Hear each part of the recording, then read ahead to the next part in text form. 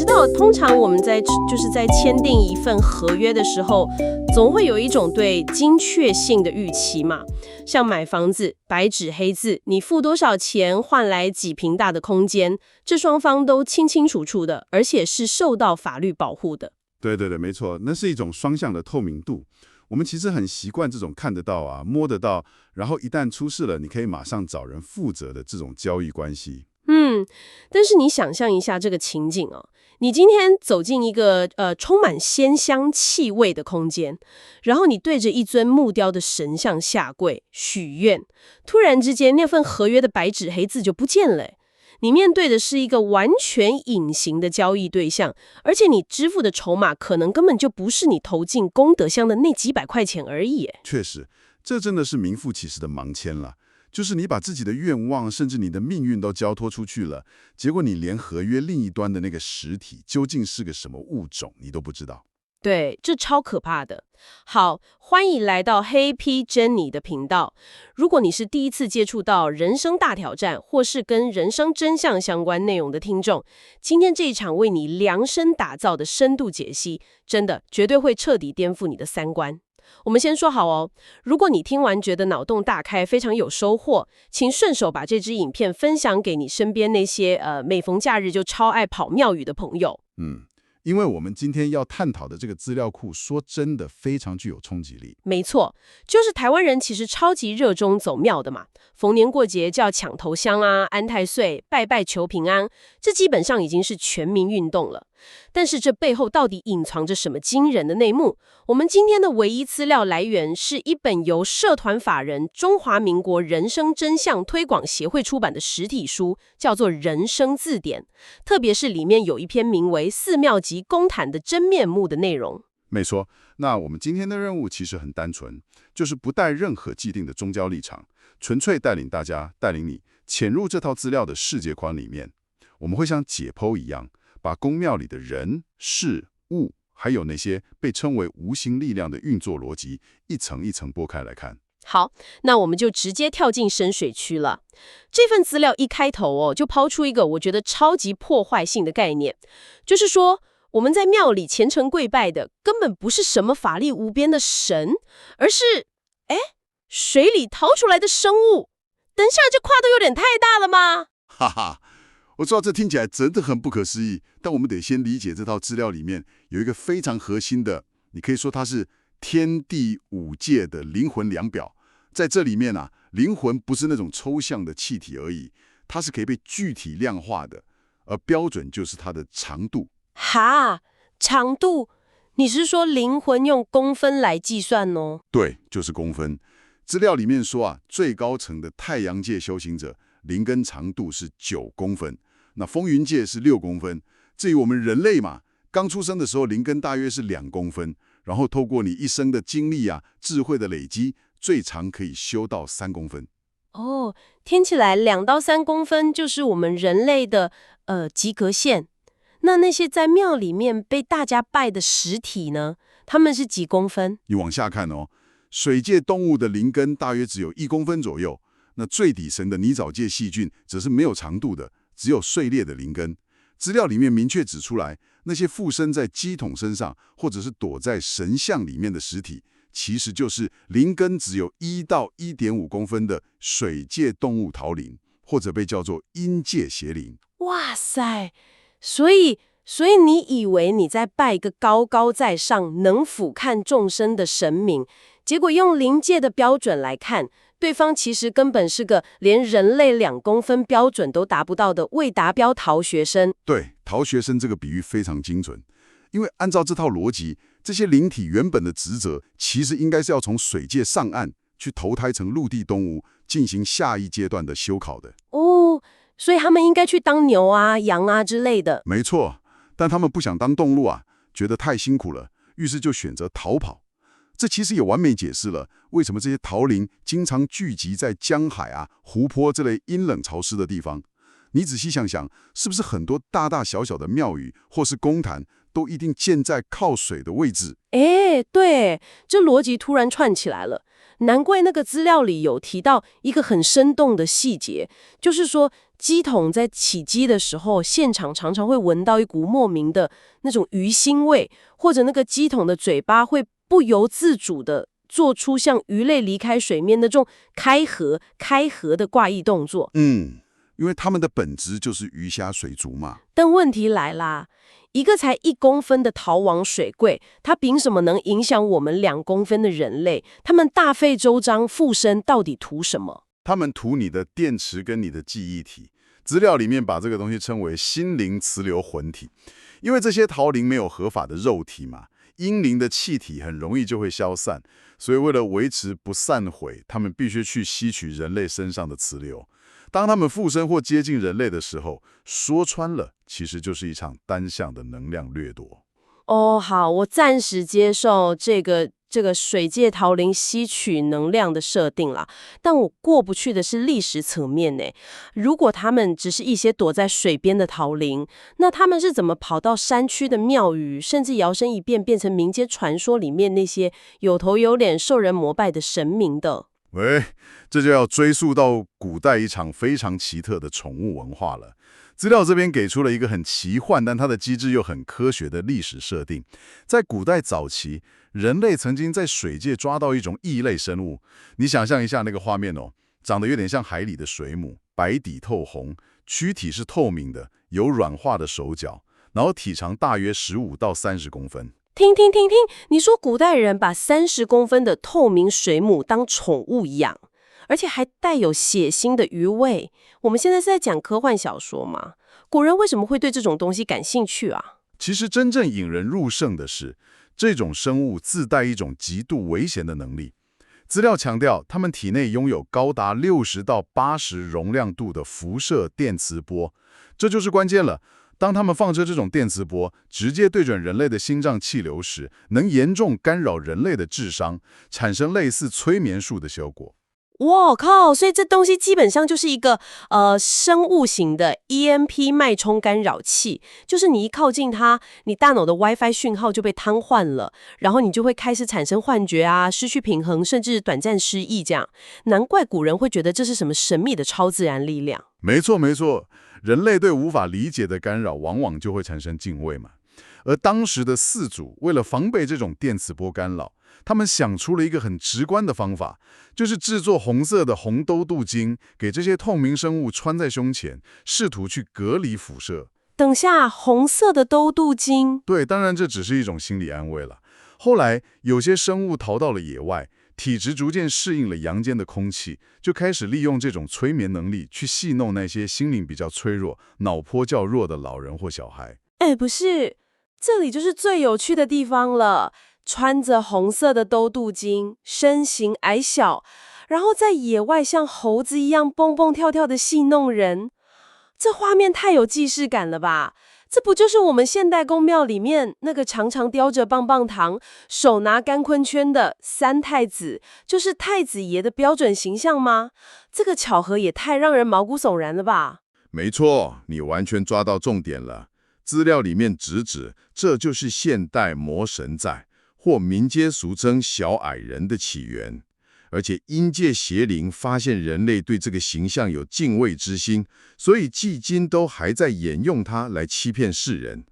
但最可怕的生物科技犯罪其实还在后头。还有更扯的哦。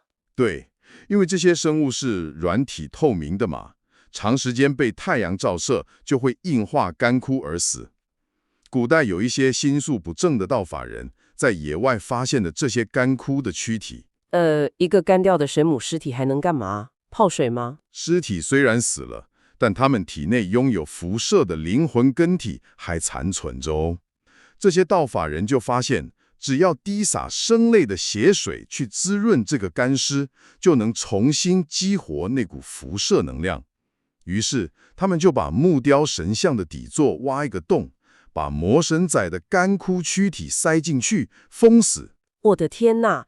所以当不知情的信徒来求神拜佛的时候，神像里面的残留核心就会放射电磁波去扰乱信徒的脑波，让信徒觉得哇，我感觉到生机了，这间庙超级灵验，这根本是利用古代残留的辐射废料在开设敛财庙殿呢。完全正确，这就是民间所谓神像有灵的真正运作机制。哇，听到这里，我想很多听众可能会先松一口气，觉得说好可怕，幸好那些都是古代不文明的做法，或者我根本不去庙里啊，我只是一个平凡的上班族，偶尔在家里念念经，祈求家人平安，这样总没事了吧？如果你这么想，那就大错特错了。资料指出，现代的陷阱其实更加无孔不入，而且你往往是主动把门打开的。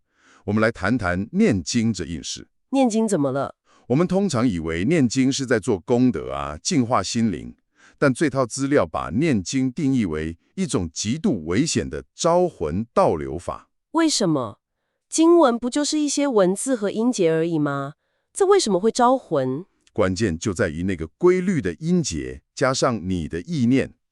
当你很规律的去诵念这些自编自创的经文时，那个音频加上你想求取平静的意念，在灵界看来，这就是你主动关闭了你个人的防护墙。哦，防护罩关掉了。对，而且你还对外广播一个没有密码的免费 WiFi， 这就会引来一种被称为黑灰气体团或瞎掰鬼的邪灵。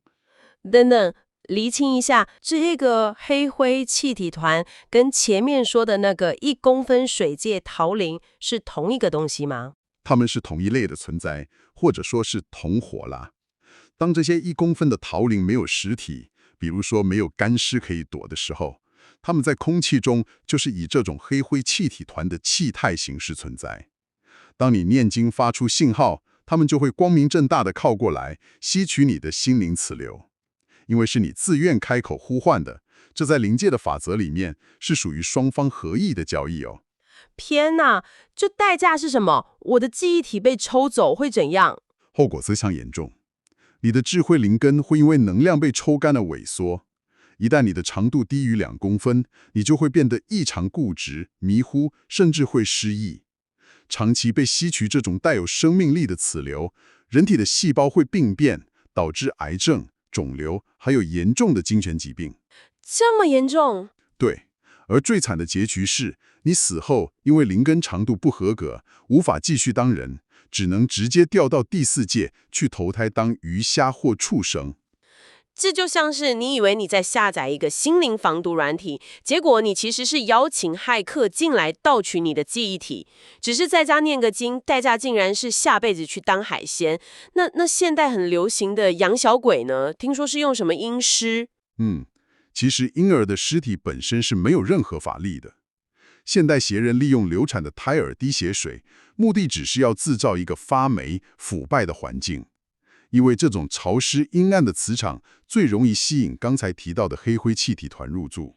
哦，所以还是招来黑灰气体团。对，邪灵为了让买家相信有法力，他就会故意干扰买家的脑波，或制造一些轻微的灵动现象。这说穿了，就是一场邪人赚钞票、邪灵赚人类磁流的双赢阴谋。太扯了。那我们一般人家里供奉的神像呢，或者是挂着的什么菩萨相片，一样危险。只要人类心生贪念，有求拜无形的行为，哪怕只是一张纸、一块木头，都会成为邪灵驻扎的据点。资料甚至提供了一个很具体的辨识方法哦。什么方法？你可以去翻看家里神像的底部，如果你发现有黑灰色的痕迹，那不是灰尘哦，那就代表已经有黑灰气体团卡在里面了。哇，我相信现在听众里面一定很多人在忍着冲动想去把家里的神像翻过来看，而且资料里还提到一个很荒谬的细节，连演艺人员在综艺节目上为了搞笑模仿乩童，或者是打扮成神明的样子，甚至是一般人在家里打坐静坐，都会出事。没错，因为在灵界的视角里面是没有开玩笑这回事的。当你摆出打坐的姿势，或者你穿上神明的装扮，那个特定的形体动作就像是一个实体登入密码。邪灵一看到这个信物，加上静坐的时候，人体的防备心是降到最低的，他们就能轻易地顺着你的呼吸，从鼻腔进入你的体内去附身。从鼻腔钻进去？哇，这画面真的太有侵略性了吧？好，如果照这套资料的逻辑，这一切彻头彻尾就是邪灵为了吸取人类能量而设下的骗局，那我就不懂了，为什么我们民间还会有那么多根深蒂固，甚至看起来像是在保护我们的习俗啊？比如说，农历7月鬼门开，宫庙都会关庙门不办事，这不是为了保护信徒免受好兄弟骚扰吗？哈哈，这是这份资料里面最精彩的大翻转。他直接戳破鬼月关庙门，这根本是宫庙道法人为了保命而编造出来的弥天大谎。啊，保命？保谁的命？农历7月到底是什么日子？根据资料，农历7月其实是统治万物的阴府安排灵魂去投胎下考生的时期。你还记得前面提到那些被道法人塞在神像底座、滴血残酷折磨的逃灵吗？那个水母干尸。对，如果他们在阴界修满了2公分，就有机会在这段时间重回阳间。但是他们根本不想投胎，他们只想做一件事，找当初迫害他们的道法人复仇。等一下，所以关庙门根本不是什么结界防护罩，那根本是宫庙业者的证人保护计划跟避风头月嘛。一针见血，因为邪灵一旦找到当年的仇人，就会附身在乩童或道法人身上，去操控他们自残。我们不是常常在庙会看到乩童拿流星水啊、法器狂砍自己的背，砍得鲜血直流吗？对啊，民间还把这美化成什么神明附体的超宝哎。资料说，那根本不是神威显赫，那是复仇的邪灵在残酷虐待、控制他们的仇人，并且趁机吸取流出来的带血磁流。道法人怕死，所以才编造出鬼月鬼门开，大家要回避的借口。哇，这真相真的太血淋淋了。那像是安太岁啊、点光明灯这些习俗呢？全部都是配合演出的敛财骗术，包含祭改、算命、看地理风水，通通都是利用人类遇到错觉的时候，心灵脆弱，想要依赖无形力量的这个弱点。他们自编一套恐吓的术语，目的只有一个，逼你掏钱，同时让邪灵有正当理由靠近你。里面最让我背脊发凉的，其实是资料对大年初一走庙的解释。过年大家满心欢喜去排队，这到底有什么问题？因为这是一个年度合约更新的陷阱。资料指出，人类自愿跟邪灵倒流的期限是以每一年的农历12月30日为止。哦，所以大家大年初一排队排个半死，以为是去抢一整年的好运，结果根据文本的说法，你是一大早跑去签订器官捐赠同意书的续约，让这群看不见的寄生虫合法拥有吸食你生命能量一整年的权利。对，这就是最悲哀的地方。如果我们把这些乱象连结到更宏观的视角，你可能会问，那天下万物的主宰单位阴府为什么不出手消灭这些为非作歹的邪灵？对呀，警察不抓吗？资料给出了一个很冷酷但很公平的原则，就是一个愿打，一个愿挨。也就是自由意志。没错，你是拥有2到3公分高智慧的人类，你却自甘堕落，跑去求一个只有1公分的动物逃灵。是你自己把大门打开，把能量双手奉上的。对于这种双方合意的交易，灵界法规是绝对不干涉的。懂了，这就像是你自己把保险箱密码告诉了诈骗集团，警察也无法阻止你转账嘛。那面对这么多无所不在，甚至包装成神圣信仰的陷阱，人类到底该怎么自保？这套资料有给出什么解方吗？有的，而且这个解方朴实无华到让人惊讶。资料指出，人类根本不需要任何所谓的心灵寄托或宗教信仰。生而为人，真正的修行跟唯一的职责，其实就是4个字：士农工商。哈，就这样，好好上班，好好赚钱。对，就这么简单。好好在你的岗位上工作，承担起照顾家庭的责任，遇到困难就用人类的智慧去解决。只要你不去求那些看不见的无形力量，把心思全部放在现实生活里，这就是最完美的防毒软体。邪灵就绝对没有权利，也没有任何管道可以加害于你。所以这一切对你来说代表着什么？你想象一下，如果你每天早出晚归，辛辛苦苦的在士农工商里面打拼，好不容易积累了一点生命能量，结果假日一到，你跑去宫庙跪拜，或者每天晚上在家里虔诚念经，把这些珍贵的磁柳双手送给了水界桃领。最后不仅现实生活没变好，智慧还萎缩，下辈子还要沦落去当鱼虾，这真的太冤枉了吧？把心思放在日常生活的士农工商，才是最安全的修行。讨论到这里，我想抛出一个值得所有听众深思的问题。如果正如这份资料所说，连一块普通的木头、石头，一个十字架或者是一张相片，只要人类心生贪念去求，就会立刻引来邪灵入住。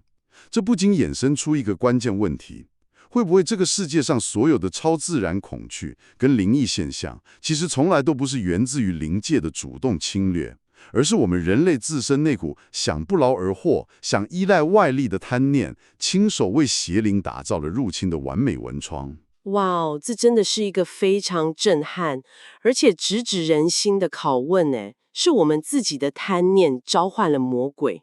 好，非常感谢大家的收听。我们今天讨论的内容真的极度颠覆，但这绝对只是这套资料里面的冰山一角。最后，请大家务必订阅并关注 Happy Jenny 的频道。如果你想彻底搞懂人生的运作机制，不想再被隐形的合约绑架，请务必亲自去看《人生字典》等真相书籍。请记住哦，所有正确完整的内容都必须以实体书册为主哦。真正的知识就跟合约一样，应该是你看得见、摸得着的。我们下次深度解析见。